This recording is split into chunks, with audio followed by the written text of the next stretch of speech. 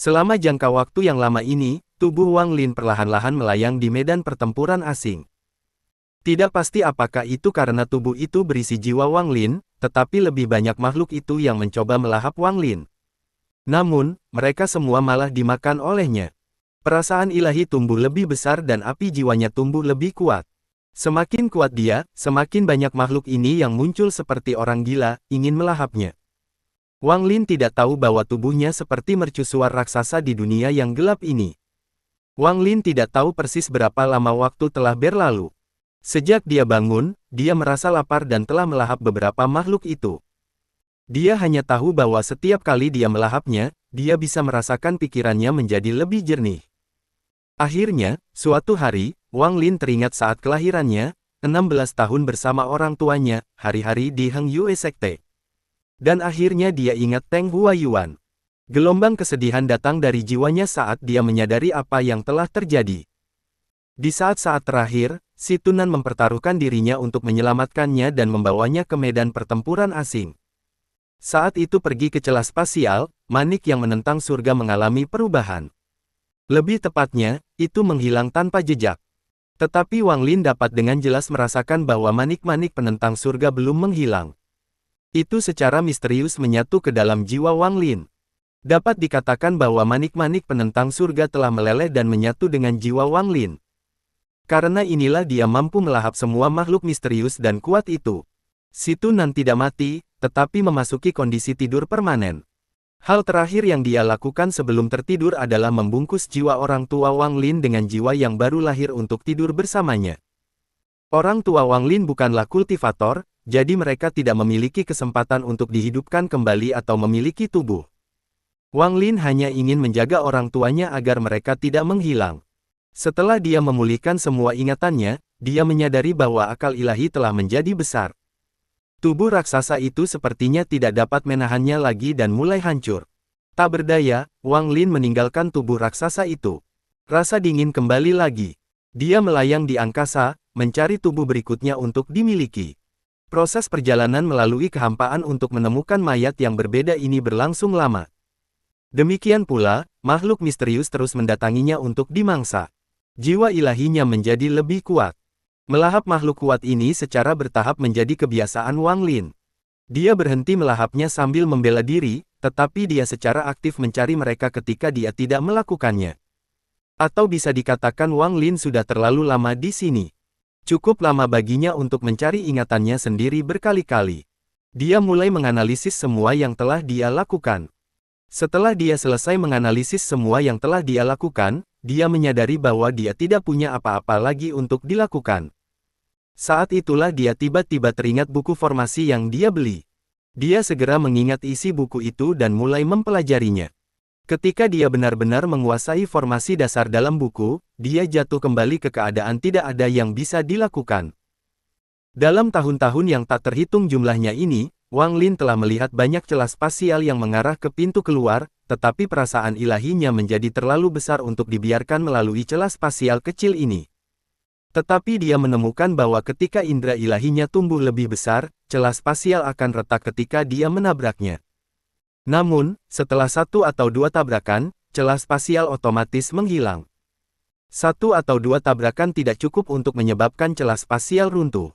Itu karena akal ilahi tidak cukup kuat, jadi Wang Lin mulai melahap makhluk-makhluk itu seperti orang gila. Dia benar-benar menyerah pada gagasan menemukan tubuh untuk dimiliki. Sebaliknya, dia dengan cepat bergerak melewati kehampaan. Setiap kali dia menemukan salah satu makhluk misterius itu, dia akan segera bergegas dan melahapnya. Hidup ini berlangsung lama. Setiap kali dia melihat celah spasial, dia akan menghantamnya. Dia tahu bahwa dia akan mampu menyebabkan celah spasial runtuh dalam 1 atau 2 serangan dalam 1 hari. Tetapi seiring berjalannya waktu, Wang Lin menemukan bahwa makhluk misterius di kehampaan itu sepertinya telah menghilang. Tidak peduli seberapa keras dia mencoba, dia tidak dapat menemukan yang lain. Jadi dia meningkatkan cakupan pencarian. Suatu hari, Wang Lin merasakan perasaan ilahi yang ukurannya mirip dengan miliknya. Ini adalah pertama kalinya Wang Lin menemukan jiwa ilahi sekuat miliknya. Suara kabur memasuki jiwa Wang Lin. Anda lulus uji coba. Itu berkata. Wang Lin terkejut. Dia dengan cepat menggunakan metode yang sama untuk mengirimkan pesan. Bagaimana saya bisa pergi dari sini?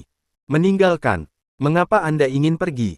Tidak ada cara untuk pergi. Setelah pemilik suara mengirimkan pesan itu, dia perlahan mundur dan menghilang. Wang Lin merenung sedikit. Dia bisa mendengar kata-kata jiwa itu dingin. Dia menyadari bahwa di dalam kekosongan ini, ada jiwa dengan indera ketuhanan yang lebih kuat atau lebih kuat darinya. Mereka masing-masing harus memiliki wilayahnya sendiri. Begitu Wang Lin memasuki wilayah orang lain, itu akan menjadi pertempuran sampai mati dengan mereka. Setelah pertemuan yang tak terduga ini, Wang Lin pergi ke arah lain dan menemukan bahwa ada 3 jiwa lagi dengan indera ilahi yang besar seperti miliknya. Melalui beberapa pertukaran, Wang Lin menemukan bahwa dengan kekuatan saat ini, dia tidak dapat menembus celah spasial dalam 1 atau 2 pukulan. Tapi tekad Wang Lin untuk kembali kuat. Dia muncul dengan ide gila. Dia menyebarkan akal ilahi untuk menutupi seluruh wilayahnya. Semakin luas indera ilahinya menyebar, semakin kuat gangguan yang ditimbulkannya. Wang Lin dengan hati-hati mengawasi area yang dicakup oleh akal ilahinya. Di sebelah kanannya, celah spasial tiba-tiba muncul. Tanpa ragu-ragu, Wang Lin mengirimkan sebagian dari perasaan divinenya ke dalam celah spasial. Saat indera ketuhanan memasuki celah spasial, dia memotong bagian dari indera ketuhanannya. Saat celah spasial menghilang, dia kehilangan kontak dengan bagian dari indera keilahiannya. Ekspresi Wang Lin tidak berubah saat dia menunggu celah spasial berikutnya muncul. Su Hao adalah murid generasi ke-6 dari Sekte Seni Roh di negara budidaya peringkat 3 di Julu. Dia duduk di atas sebuah batu raksasa. Dia menyortir keuntungannya selama bertahun-tahun ketika giok transmisi tiba-tiba mulai bergetar. Alis Su Hao berkerut saat dia meletakkan batu giok di dahinya. Suara yang sangat tergesa-gesa memasuki pikirannya. Cepat, datang ke arah 48 derajat barat laut. Sepotong rasa ilahi tanpa pemilik manapun muncul. Orang yang mengirim pesan itu adalah teman baik yang dia temui di medan pertempuran asing bernama Ge Yang. Mereka berdua adalah pembudidaya pembentukan yayasan tahap akhir. Mereka sering bekerja sama untuk membunuh orang demi harta mereka, jadi hubungan mereka sangat baik. Saat Su Hao mendengar ini, ekspresinya segera berubah. Dia menjadi sangat bersemangat. Rasa ilahi adalah hal yang paling berharga di medan pertempuran asing, bahkan lebih dari sekadar harta karun sihir. Hanya pembudidaya yang kuat yang jiwa baru lahir telah melarikan diri dari tubuh mereka, tetapi kemudian mati memiliki kesempatan kecil untuk meninggalkan sedikit akal ilahi. Su Hao tidak memahami penggunaan spesifik dari indera ketuhanan, tetapi dia tahu bahwa ketika dia memasuki medan pertempuran asing, pembawa pesan mencantumkan hal-hal yang diinginkan oleh negara-negara budidaya yang lebih tinggi, dan perasaan ilahi ditempatkan di 10 besar. Barang-barang di daftar harus diserahkan begitu mereka mendapatkannya dan mereka akan menerima hadiah tertentu untuk mereka. Berpikir tentang itu, Su Hao dengan cepat terbang ke barat laut. Setelah dia tiba, dia menemukan bahwa sejumlah besar orang telah berkumpul di sini. Di kejauhan, ada penghalang besar yang mengelilingi titik biru. Bintik biru ini hanya melayang di udara tanpa bergerak. Mata Su Hao menunjukkan keserakahan saat dia menamparkan tas pegangannya, mengeluarkan garpu hitam, dan menyerbu. Adapun Wang Lin, dia diam-diam menunggu celah spasial muncul. Tiba-tiba, 8 celah spasial muncul dalam indera keilahiannya. Potongan akal ilahi Wang Lin dengan cepat memasuki celah dan terputus. Dia telah mengirimkan 8 bagian dari indera ketuhanannya. Proses ini berlanjut saat perasaan ilahi Wang Lin menjadi semakin kecil saat ia mengirimkan bagian yang tak terhitung jumlahnya dari perasaan ilahi. Dalam 3 tahun ini, medan pertempuran asing telah memasuki keadaan gila. Sejak saat itu, ketika Su Hao dan Ge yang mengambil bagian dari indera ketuhanan, perasaan ketuhanan akan muncul setiap hari, menyebabkan semua orang di medan pertempuran asing menjadi gila. Tak terbayangkan rasa ketuhanan sebanyak ini muncul di medan pertempuran asing. Jika negara-negara budidaya atas mengetahui tentang peristiwa aneh ini, itu akan segera menarik perhatian mereka. Tetapi dalam 3 tahun ini, mereka tidak mengirim siapapun untuk memeriksa medan pertempuran asing. Medan pertempuran asing memasuki keadaan tidak stabil. Untuk beberapa alasan yang tidak diketahui, orang-orang di dalam tidak bisa pergi dan orang-orang di luar tidak bisa masuk. Penyebab masalahnya adalah keretakan spasial. Dalam dekade terakhir ini, ada terlalu banyak celah spasial. Beberapa pintu masuk dipenuhi dengan celah spasial yang tak terhitung jumlahnya. Para ahli dari negara budidaya peringkat 4 dan 5 sampai pada kesimpulan bahwa medan pertempuran asing akan segera runtuh. Jika bahkan jiwa yang baru lahir masuk sekarang, itu bisa menyebabkan keruntuhan. Adapun meminta negara budidaya peringkat 6 untuk memperbaikinya, harganya terlalu mahal. Bahkan jika mereka tahu tentang sejumlah besar indera ilahi yang muncul di dalam medan pertempuran asing, mereka tetap tidak akan melakukannya, dan itu dengan mempertimbangkan fakta bahwa harga akan dibagi di antara negara-negara budidaya peringkat 5. Dan yang paling penting, ada lebih dari satu medan pertempuran asing, jadi tidak perlu memperbaikinya. Aturan umum yang pernah menjadi medan pertempuran asing tidak dapat dipertahankan lagi, itu ditinggalkan begitu saja. Tapi yang menyebabkan semua ahli menggaruk-garuk kepala adalah bahwa medan pertempuran asing ini seharusnya masih bertahan ribuan tahun sebelum runtuh. Apa yang bisa terjadi dalam dekade terakhir ini untuk mempercepat keruntuhannya? Mereka tidak tahu bahwa semua ini disebabkan oleh Wang Lin. Jika bukan karena dia membanting ke semua celah spasial, ini tidak akan terjadi. Aliran waktu di kehampaan berbeda dari aliran waktu di medan pertempuran asing. 100 tahun dalam kehampaan hanyalah 1 tahun di medan pertempuran asing. Untuk lebih akuratnya, waktu yang dihabiskan Wang Lin untuk membanting ke celah spasial adalah 7 tahun di luar, tetapi 700 tahun dalam kehampaan. 700 tahun pukulan terus-menerus dari Wang Lin menyebabkan medan pertempuran asing runtuh lebih cepat. Saat ini, tidak ada pembudidaya dari negara budidaya peringkat 4 atau 5 yang berani memasuki medan pertempuran asing. Mereka hanya dapat mengirim pesan ke pembudidaya di dalam. Mereka mengatakan kepada mereka untuk membatalkan pembersihan, bekerja sama untuk mengumpulkan semua perasaan ilahi, dan pergi melalui transfer arai. Wang Lin telah lupa waktu karena jiwanya menjadi semakin kecil. Saat ini, dia tidak lagi harus memotong akal ilahinya. Dia sedang menunggu celah besar. Pada hari ini, dalam pengertian ilahi Wang Lin, celah spasial beberapa kali lebih besar dari biasanya muncul. Tanpa ragu-ragu, Wang Lin masuk. Mei Liang telah mengarahkan pandangannya pada harta karun ajaib. Harta karun ajaib ini sangat mirip dengan cahaya hitam yang dia lihat sebelumnya. Keduanya bisa terbang sendiri. Dia telah mengejar harta karun ini selama 3 hari dan benar-benar lelah. Dia tersenyum kecut pada pedang ungu di depannya dan diam-diam berpikir bahwa jika pesawatnya tidak dicuri, dia bisa dengan mudah menyusul dan tidak akan terlalu lelah sekarang. Berpikir tentang pesawat ulang-alik, dia tidak bisa tidak memikirkan cahaya hitam itu. Dalam 10+ tahun ini, dia tidak bisa tidak berfantasi tentang harta karun itu. Karena harta karun itu dikejar oleh anggota klan iblis raksasa, itu pasti harta karun yang menentang surga. Setiap kali dia memikirkannya, dia tidak bisa menahan nafas. Mei Liang bergumam pada dirinya sendiri, terowongan transfer untuk pergi dari sini tidak akan dibuka lebih awal atau terlambat, tetapi tepat ketika batas waktu 50 tahun saya habis. Tapi apapun yang terjadi, aku akhirnya bisa pulang. Dalam beberapa tahun terakhir ini menjadi terlalu berbahaya. Itu semua karena indera ilahi yang telah muncul.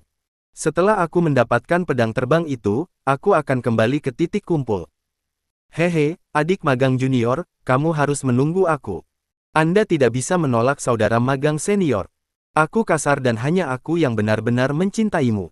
Tapi 50 tahun telah berlalu. Seperti apa rupa adik magang junior sekarang? Yah. Dia mengembangkan metode Dewa Perang dan aku mendengar bahwa metode itu memiliki kemampuan untuk membuatmu tetap terlihat muda, jadi paling banyak dia akan terlihat seperti 30. Jika dia telah menjadi seorang wanita tua, maka sebaiknya aku menyerah. Ham-ham, dari lusinan orang dari kuil Dewa Perang yang datang ke sini, hanya tersisa 10 orang. Setelah saya kembali, para penatua akan memfokuskan sumber daya pada saya untuk membantu saya berkultivasi. Dan botol pil yang saya terima sebelumnya sangat kuat. 1 pil saja akan membuatku awet muda. Setelah saya pergi, saya hanya akan terlihat seperti pria muda berusia 20 tahun. Berkat itu, saya dapat memiliki wanita manapun yang saya inginkan. Mei Liang mengeluarkan senyum nakal saat dia tiba-tiba mendapatkan motivasi. Tepat saat Mei Liang merasa bangga, 2 berkas cahaya tiba-tiba mendekat. Dalam sekejap mata, mereka tiba di sebelah Mei Liang. Salah satu lampu menerobos melewatinya menuju pedang ungu, memperlihatkan seorang pemuda berusia 30 tahun. Ekspresinya menjadi gelap saat dia menangkap pedang terbang dan melemparkannya ke dalam tasnya yang dipegangnya tanpa berkata-kata. Dia kemudian berbalik untuk menatap dingin ke Mei Liang. Sinar cahaya lainnya mengungkapkan seorang pria parubaya berkulit hitam. Dia berdiri di belakang Mei Liang dan tersenyum tipis padanya. Ekspresi Mei Liang berubah saat dia berkata, "Su Hao, Ge Yang." Dia mengeluh di dalam hatinya. Dia telah melihat orang-orang ini dari jauh sebelumnya. Keduanya memiliki nama buruk karena mereka suka membunuh orang untuk mencuri harta mereka. Mei Liang dengan tegas merobek tas pegangannya dan melemparkannya ke Su Hao. "Rekan-rekan kultivator, inilah semua yang saya temukan selama saya di sini. Kalian bisa mendapatkan semuanya. Saya hanya ingin hidup saya," pintanya. Su Hao terkejut. Dia mengambil tas pegangan dan memindainya dengan akal ilahi. Dia tersenyum dan berkata, "Kamu adalah orang paling tidak berduri yang pernah saya temui, tapi juga paling praktis.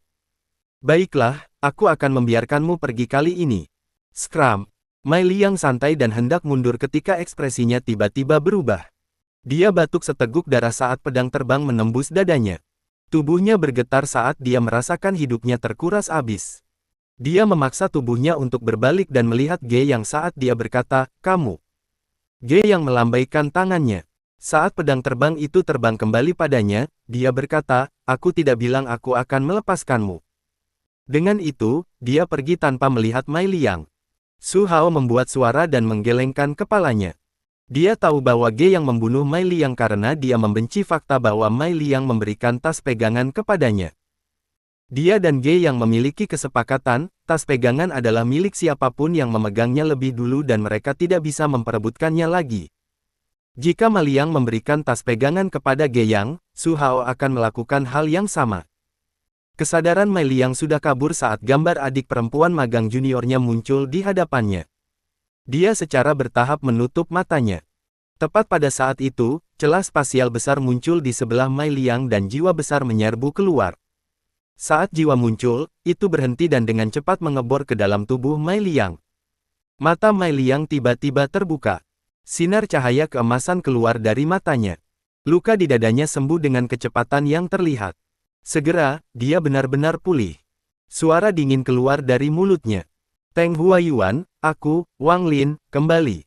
Rasa ilahi, kembali." Tiba-tiba, semua indera ketuhanan di medan pertempuran asing milik Wang Lin, apakah itu di dalam tas pegangan seseorang, disempurnakan oleh seseorang, di dalam tubuh seseorang, atau diperebutkan, semuanya mulai bergetar. Potongan-potongan perasaan ilahi satu demi satu berkumpul menuju Wang Lin dari medan pertempuran asing. Kepanikan yang belum pernah terjadi sebelumnya muncul di hati setiap kultivator yang memiliki sepotong indera ilahi. Cultivation Union adalah organisasi yang sangat besar. Selain beberapa orang, tidak ada yang tahu persis berapa banyak negara yang menjadi bagian dari serikat tersebut. Persyaratan minimum bagi suatu negara untuk menjadi anggota sejati dari Persatuan Budidaya adalah untuk mencapai peringkat 6 dan mendapatkan planet budidaya mereka sendiri. Secara umum, selama negara tersebut adalah negara budidaya, mereka termasuk dalam Persatuan Petani.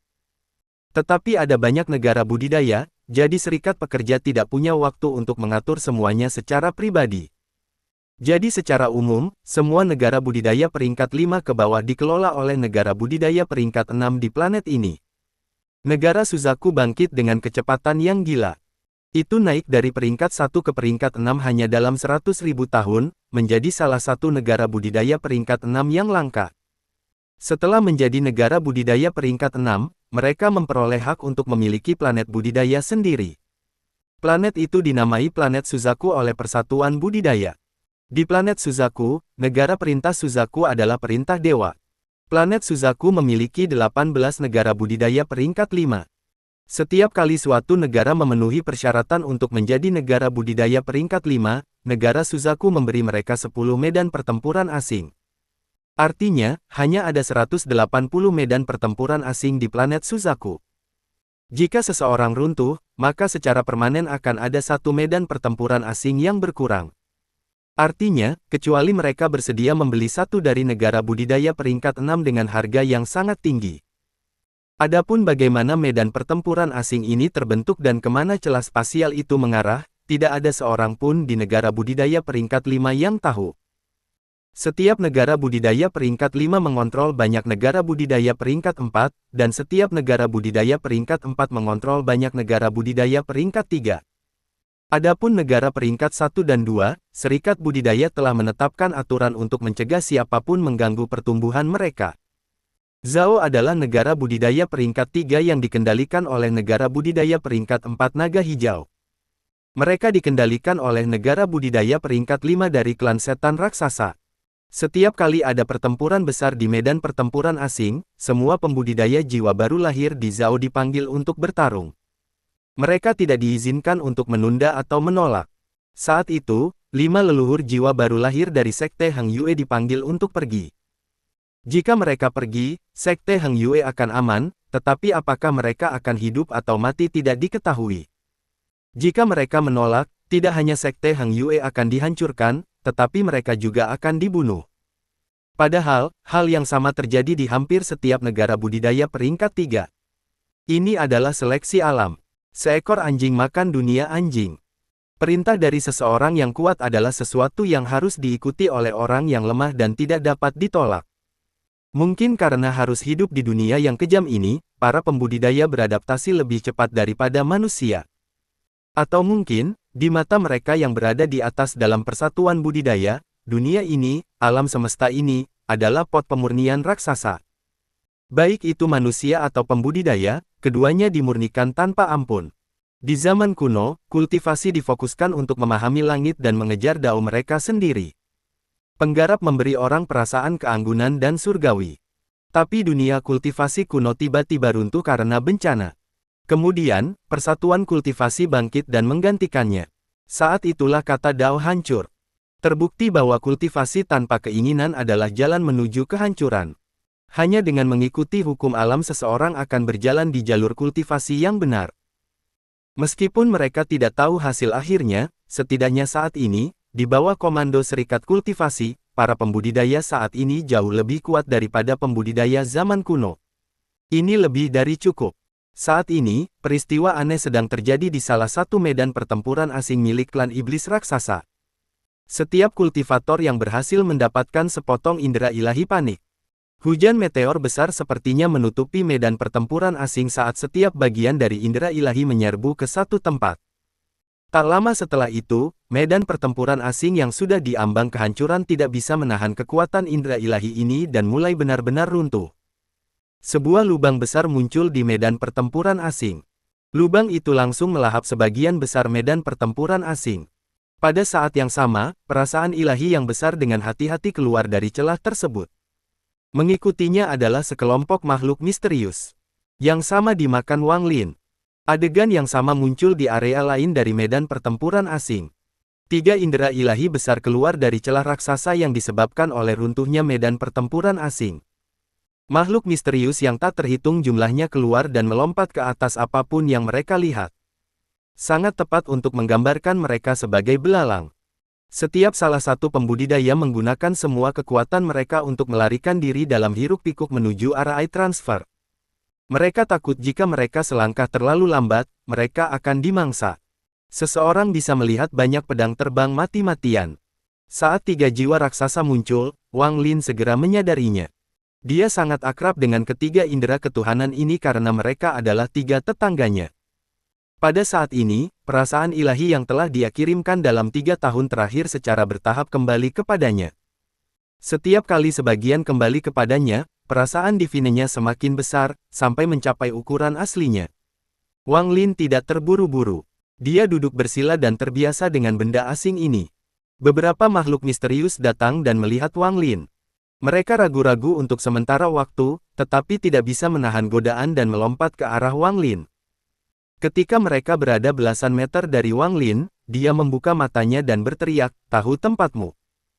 Jiwa dewasanya yang besar tiba-tiba menyebar dan makhluk misterius itu sepertinya telah bertemu dengan predator alami mereka saat mereka menjerit dan dengan cepat hancur. Tetapi sebelum mereka bisa melarikan diri, mereka ditangkap oleh Wang Lin dan langsung dimakan. Saat dia akan melahap lebih banyak, perasaan ilahi yang besar datang untuk mencoba menghentikannya. Wang Lin mendengus dingin. Tidak hanya dia tidak mundur, tapi dia melahap semua makhluk aneh yang ingin menyerangnya. Indra ilahi besar lainnya menghela nafas dan tidak mengatakan apa-apa. Sebagian besar indra ilahi Wang Lin telah kembali ke tubuhnya, namun, masih ada beberapa bagian yang tidak berada di medan pertempuran asing, sehingga mereka tidak dapat kembali kepadanya. Namun, dalam hal kekuatan akal ilahi, itu hampir tidak berbeda dari sebelumnya. Semuanya, aku akan lewat. Dia menyebarkan akal ilahi dan bergerak. Perasaan ilahi ini segera menutupi seluruh medan pertempuran asing dan 3 indera ilahi yang dengan senang hati makan tiba-tiba berhenti. Tak lama kemudian, masing-masing dari mereka mengirim pesan ke Wang Lin. Kamu sangat kuat. Aku tidak percaya kamu berhasil meninggalkan tempat itu. Tempat ini akan runtuh. Tugas kita sebagai pemakan jiwa adalah melahap tempat ini agar tidak runtuh. Anda juga seorang pemakan jiwa. Mengapa Anda ikut campur? Pemakan jiwa yang baru lahir, jiwa saya yang mengembara menyinggung Anda, jadi Anda berhak menghukum mereka, tetapi melahap ruang yang runtuh adalah tujuan lahir dari lahirnya kami para pemakan jiwa. Bahkan jika kita tidak melahapnya, akan ada jiwa lain yang melahap tempat ini. 3 indera dewa yang besar masing-masing mengirimkan satu kalimat. Mereka tidak lagi melahap dan menunggu tanggapan Wang Lin. Dalam pandangan mereka, Wang Lin berada di level yang sama dengan mereka. Ini adalah pertama kalinya dia mendengar tentang pemakan jiwa. Dia merenung sedikit ketika dia memilah-milah memori Mai Liang dan tahu bahwa susunan transfer akan segera terbuka. Jika seluruh medan pertempuran asing runtuh, dia tidak yakin apakah transfer RAI masih bisa terbuka. Aku tidak ingin menghentikan kalian, tapi harap kalian bisa memperlambat jadi butuh waktu lebih lama untuk medan pertempuran asing runtuh.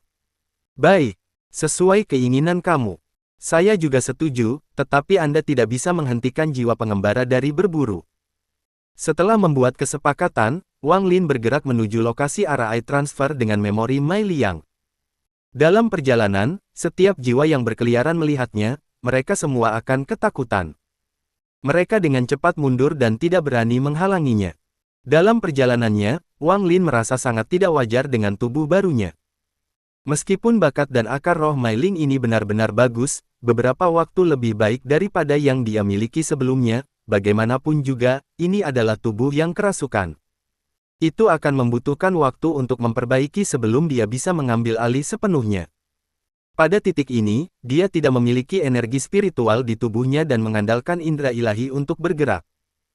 Hal pertama yang perlu dia lakukan adalah menemukan tempat untuk pergi ke kultivasi pintu tertutup, meningkatkan kekuatannya, dan menggabungkan dengan akal ilahi yang kuat untuk membunuh jalannya kembali ke Zhao. Saat terbang, Wang Lin tiba-tiba berhenti dan melihat ke barat laut. Dia merenung sedikit dan terbang ke sana. Tidak lama kemudian, dia melihat 3 berkas cahaya terbang ke arahnya. 10 jiwa pengembara mendekati mereka. Zhou Zihong adalah murid kuil Dewa Perang di negara Huofen. Dia biasanya sangat manis, tetapi saat ini dia mengerutkan bibir, rambutnya berantakan, dia berkeringat, dan kekuatan spiritual di tubuhnya habis. Wajahnya dipenuhi dengan kesedihan saat dia melihat 2 kakak laki-laki magang seniornya. Wajah mereka juga dipenuhi dengan kesedihan saat mereka mati-matian berlari. Aku khawatir kita adalah satu-satunya 3 orang dari kuil Dewa Perang yang masih hidup, Zhou Zihong tertawa sedih. 3 hari yang lalu, masih ada 10 orang dari kuil Dewa Perang, tetapi siapa sangka medan pertempuran asing tiba-tiba akan runtuh dan semua makhluk aneh ini akan muncul.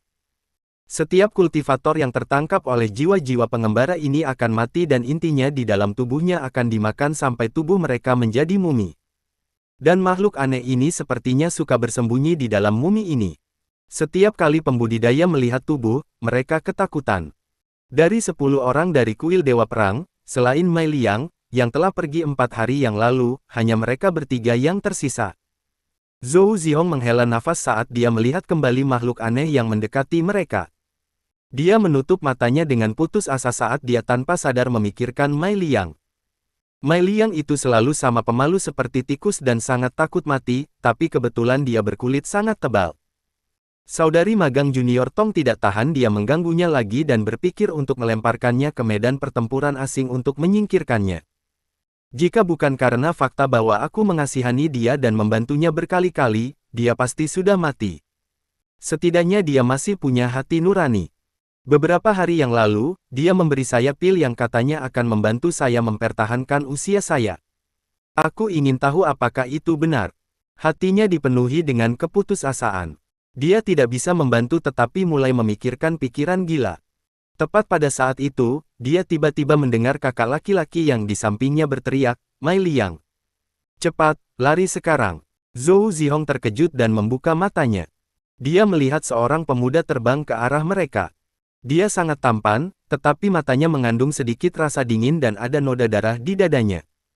"Kakak laki-laki Mai, sepertinya akan sulit bagi kita untuk lolos dari bencana ini."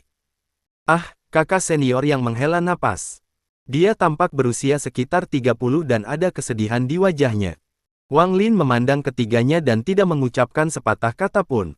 Pada saat itu, makhluk yang mengejar mereka berhenti saat mereka melihat Wang Lin dan mengungkapkan ekspresi ragu-ragu.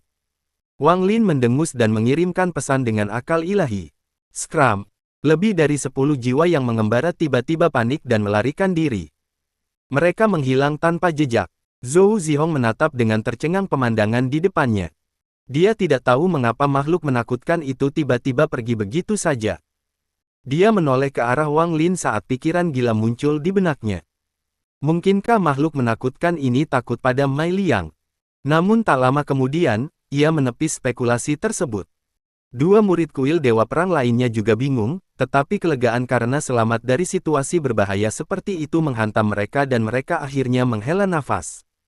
Kakak senior yang adalah yang tertua dari mereka.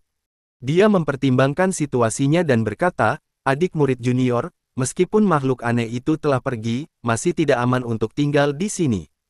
Kita harus pergi ke arah air transfer dan segera pergi." Zhou Zihong menggigil dan mengangguk, lalu berkata, "Saudara laki-laki Mai, kamu adalah yang paling lemah dari kami, jadi jangan biarkan hal-hal itu menyentuhmu. Jika mereka menyentuhmu, kamu akan mati." Murid kuil Dewa Perang lainnya dengan tidak sabar berkata, "Apa yang masih kalian bicarakan? Jika kalian tidak pergi, saya akan pergi sendiri." Dengan itu, dia bergerak dan dengan cepat menyerang. Wang Lin tahu bahwa orang ini disebut Ling Tao berkat ingatan Mai Liang. Kakak senior yang pergi juga karena dia tidak ingin tinggal di sini. Zhou Zihong sedikit ragu-ragu dan berkata, "Hati-hati." Lalu dia juga mengikuti mereka. Selama ini, Wang Lin masih belum sempat berbicara, tetapi dia dengan santai mengikuti mereka. Alasan dia menyelamatkan ketiganya, selain alasannya sendiri, adalah karena dia tahu dari ingatan Mai Liang bahwa Mai Liang sangat berterima kasih kepada Zhou Zihong. Sejak dia mengambil tubuh Mai Liang, dia merasa dia harus membantu Mai Liang melakukan beberapa hal. Mereka bertiga sangat berhati-hati saat terbang. Mereka bahkan sangat berhati-hati saat meminum pil untuk memulihkan energi spiritual mereka. Zhou Zihong bahkan mengeluarkan pil ekstra dan menyerahkannya kepada Wang Lin.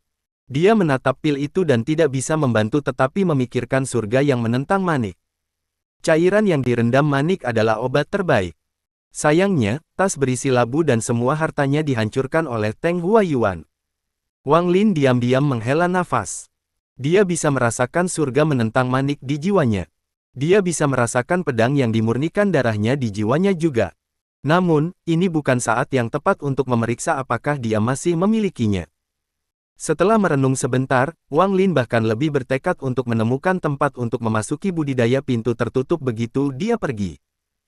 Para pembudidaya di dalam medan pertempuran asing memperhatikan bahwa dalam beberapa hari terakhir ini, kecepatan di mana tempat itu runtuh sepertinya sedikit melambat. Tapi ini tidak ada gunanya bagi mereka karena dibandingkan dengan medan pertempuran asing yang runtuh, makhluk aneh itu lebih menakutkan. Dengan ruang yang runtuh, paling banyak Anda hanya akan melihat orang-orang menghilang, tetapi jika seseorang diserang oleh makhluk aneh, mereka akan berteriak kesakitan di depan mata Anda. Makhluk itu kemudian akan meninggalkan mumi mayat. Jika para pembudidaya ini dapat memilih bagaimana mereka akan mati, mereka akan memilih mati ke ruang yang runtuh untuk dimakan. Ada 4 arah transfer besar di dalam medan pertempuran asing. Arah yang dituju kelompok Wang Lin adalah yang terdekat. Wang Lin tidak terlalu peduli dengan susunan transfer mana yang mereka tuju. Arah transfer hanya dapat mentransfer orang yang memenuhi persyaratan tertentu. Siapapun yang memasuki medan pertempuran asing menerima sepotong batu giok. Selain perlindungan dari angin baja, hal lain yang dilakukannya adalah memungkinkan seseorang untuk menggunakan RI transfer. Wang Lin tidak memiliki batu giok dari Zhao, jadi dia tidak punya cara untuk kembali melalui susunan transfer. Juga, dia saat ini menggunakan tubuh Mei Liang, jadi yang terbaik adalah dia kembali ke negara asal Mei Liang, Houfen. Ini adalah alasan lain mengapa dia menyelamatkan kelompok Zhou Zihong untuk mencuri batu giok. Tentu saja, jika dia bisa menemukan Su Hao dan Ge Yang, maka itu akan menjadi kasus terbaik. Keduanya telah ditetapkan sebagai target harus membunuh oleh Wang Lin. Ini bukan untuk membalas dendam untuk Mei Liang, tetapi mereka berdua tahu bahwa Mei Liang seharusnya sudah mati. Untuk mencegah masalah apapun di masa depan, keduanya harus mati. Dalam perjalanan, Wang Lin menggunakan ingatan Mei Liang untuk memberitahu ketiga tetangganya tentang Su Hao dan Ge Yang. Semua jiwa yang berkeliaran di medan pertempuran asing menjadi mata dan telinganya. Jika keduanya muncul, ketiga tetangganya akan langsung memberitahunya. Jika masih tidak ada berita tentang mereka di akhir, itu berarti Su Hao dan Ge yang sudah meninggal.